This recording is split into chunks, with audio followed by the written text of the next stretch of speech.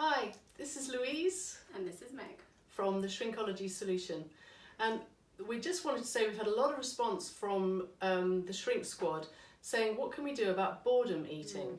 So Meg, it's a common problem, people eating when they're bored. Yeah, it really is, but it's one we don't talk about nearly as much as we talk about stress eating. So these days people kind of use the term stress eating, in everyday language, but boredom eating, it seems like it's slightly different.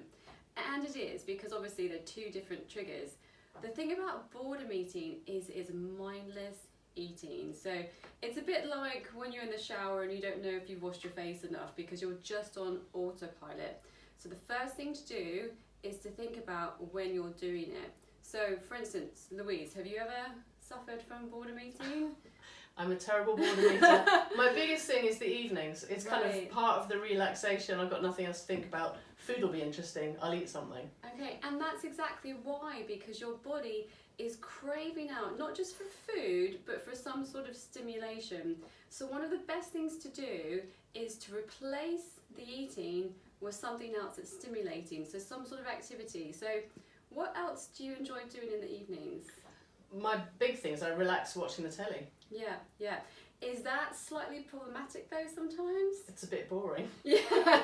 Yes, definitely. One, it can be very boring these days, but two, often mindless eating and watching TV goes hand in hand. If that's a problem with you, what I would say is do something else with your hands. Oh. A lot of people do knitting these days, or adult colouring. There are so many activities, and it's important to find the one that suits you. So first of all, find out what your triggers are and what your daily habits are in terms of boredom eating, and then think about what you can replace that activity with.